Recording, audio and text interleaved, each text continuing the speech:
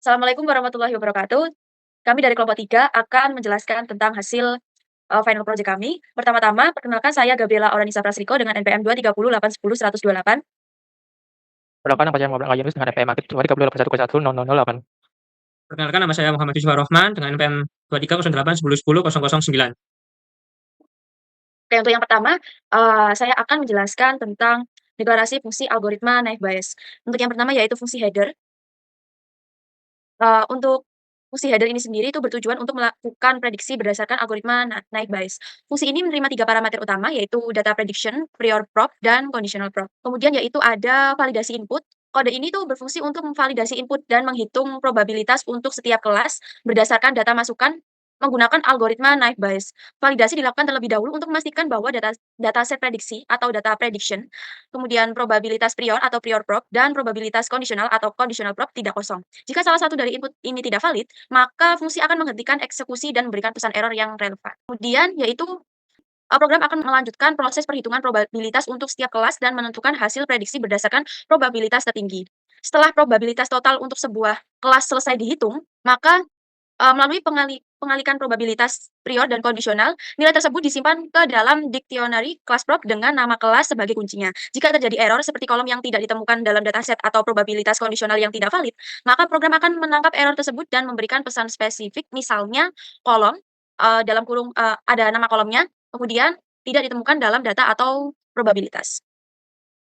Kemudian ada fungsi compare result yang bertujuan untuk membandingkan hasil prediksi dari dataset 2 dengan data referensi manual dari dataset pertama, berdasarkan kolom tertentu.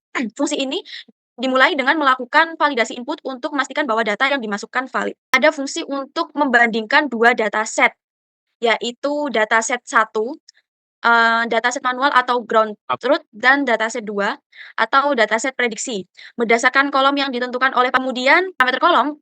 Pertama, indeks kedua, dataset di-reset menggunakan reset index untuk memastikan bahwa indeks baris pada kedua dataset tersebut sejajar. Kemudian ada, untuk menghitung statistik perbandingan antara dua dataset kosong setelah reset index, dan menangani kasus di mana kemudian ada klasifikasi nilai, di mana fungsi classify class bertujuan untuk mengklasifikasikan sebuah nilai numerik ke dalam kategori kelas tertentu berdasarkan rentang nilai yang telah ditentukan.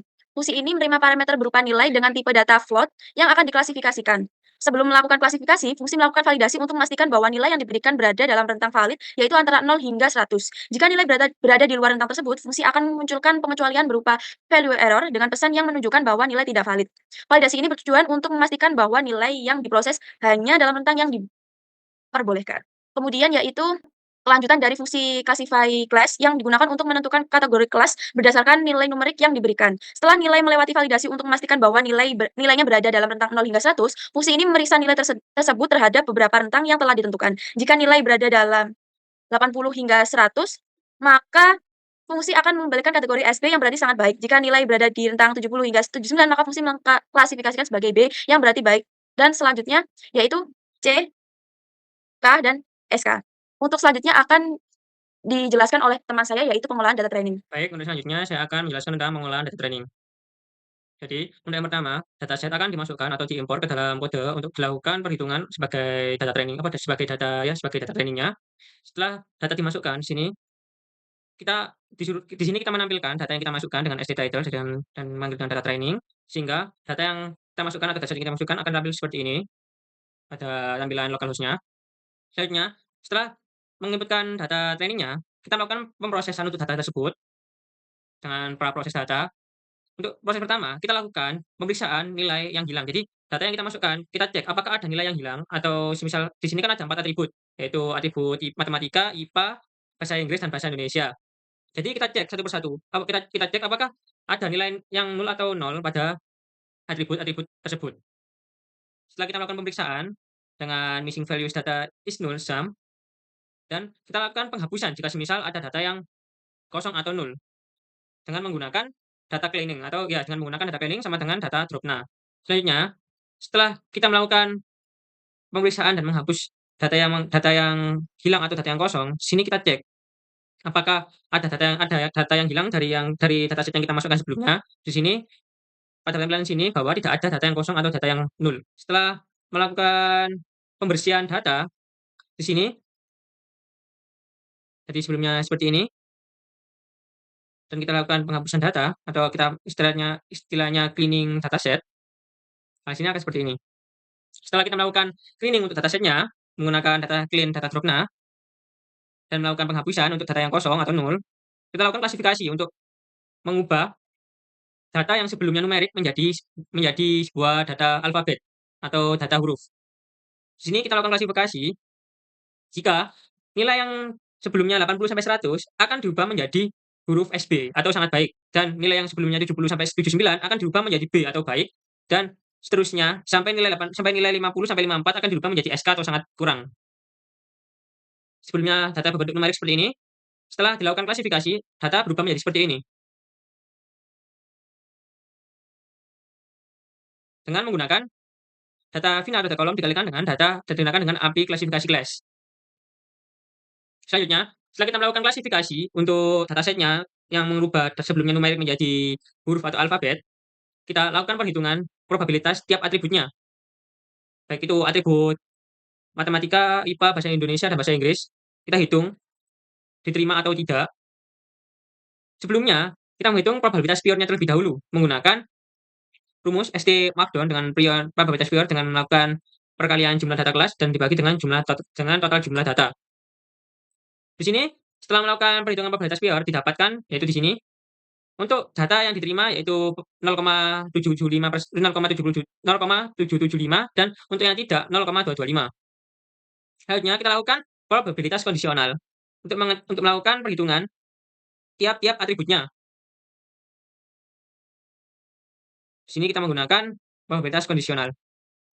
Dan setelah itu kita menggunakan teorema Bayes-nya.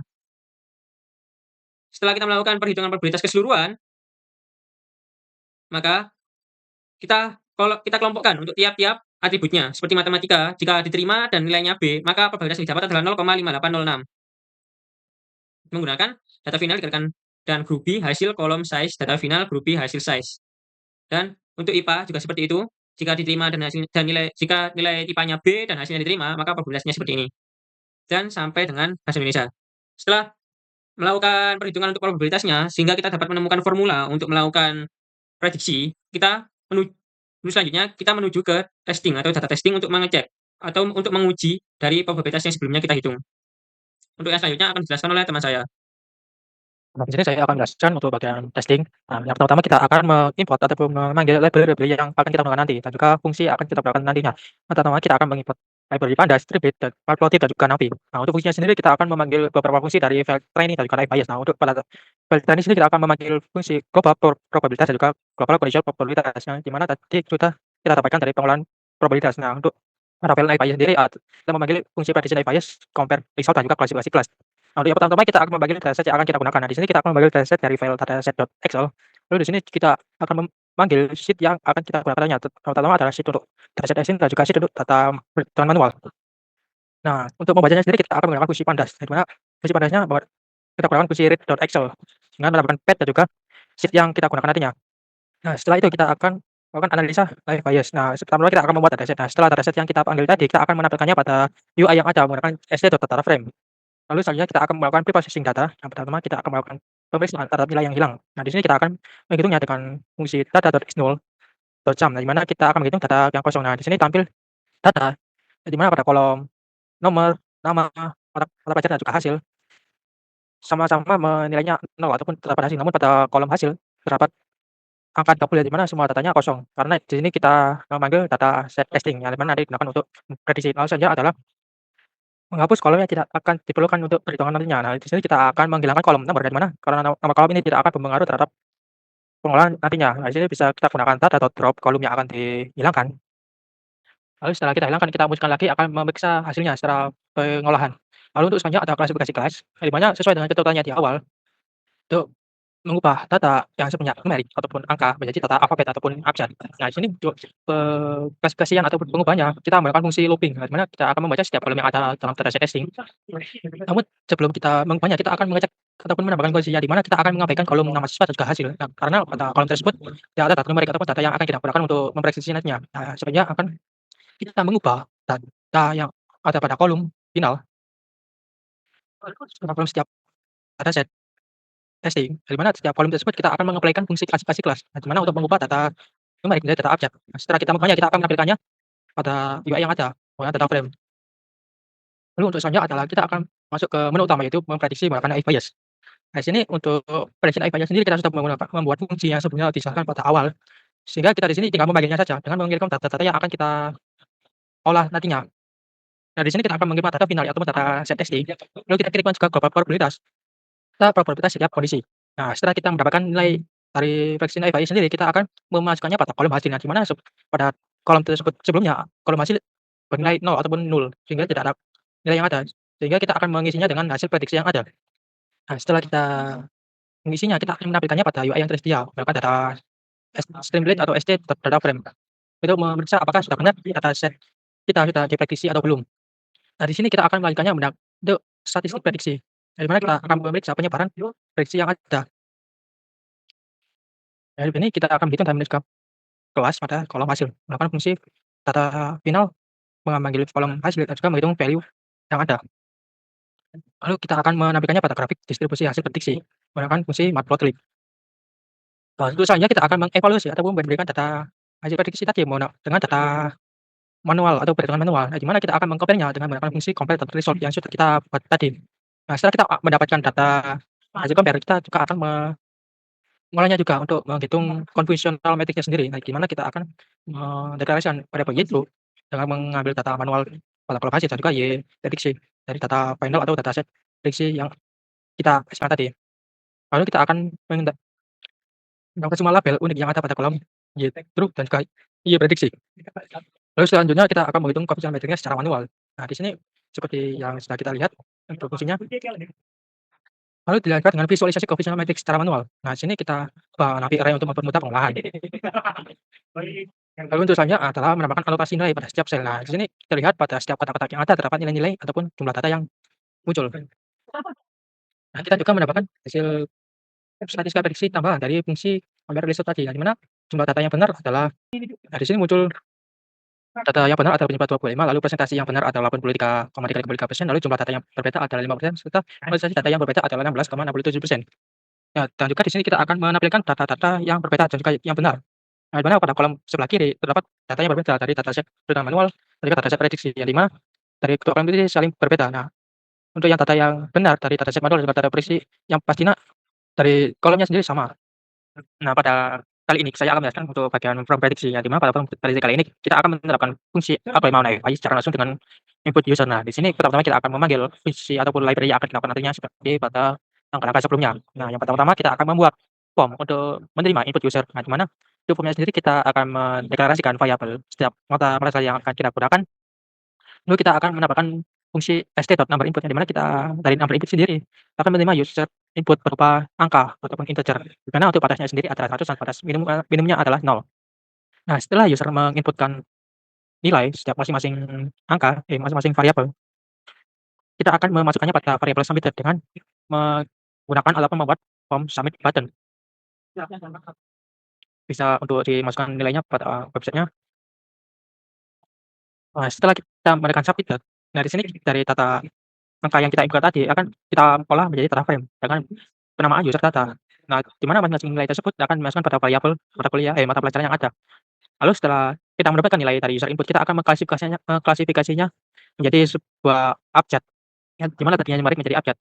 Nah, setelah itu kita akan memprediksinya menggunakan fungsi predict bias dengan mengirimkan data-data yang diperlukan dari user data, global probabilitas dan juga global conditional probabilitas.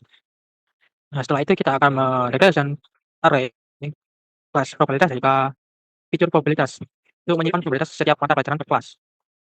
Nah, ini kita akan membuat pelulangan untuk membaca kelas setiap probabilitas real dari setiap indeks. Nah, di sini kita deklarasikan probabilitas real untuk kelas, lalu kita initialisasi dictionary untuk probabilitas setiap fitur per kelas. Lalu kita gunakan perulangan lagi untuk membaca setiap kolom pada user data kolom. Di sini kita juga melakukan kondisi untuk mengabaikan nama siswa dan juga hasil. Untuk selanjutnya kita akan mengisi fitur probabilitas class column menggunakan global conditional get untuk mengambil data class dan juga user data kolom. Lalu kita akan menyimpannya pada variabel probabilitas. Nah, untuk selanjutnya kita akan menampilkan hasil dari pengolahan probabilitas yang ada pada UI yang kita sediakan atau kita buat. Nah, di sini pertama kita akan menampilkan hasil prediksi yang sudah kita dapatkan dengan kelas yang diprediksi adalah jika 0 maka lulus dan jika 1 diterima, tidak diterima. Juga kita akan menampilkan data yang sudah kita masukkan tadinya. Lalu dilanjutkan dengan menampilkan nilai-nilai global probabilitas. Dan juga dilanjutkan dengan menampilkan nilai global conditional probabilitas. Nah, di sini kita juga akan menampilkan probabilitas untuk setiap kelas, pelajaran per kelas. Nah, di sini muncul dari setiap kelas diterima dan tidak diterima untuk setiap mata pelajaran yang muncul. Bagaimana untuk menampilkannya sendiri kita gunakan perulangan untuk setiap kelas data probabilitas dari variabel fitur probabilitas.item. Yang dimana kita menampilkannya tersebut, kita akan menampilkan probabilitas akhir dari pengolahan yang kita lakukan. Mungkin itu saja yang bisa saya sampaikan atau yang kami sampaikan. Kurang lebihnya mohon maaf. Wassalamualaikum warahmatullahi wabarakatuh.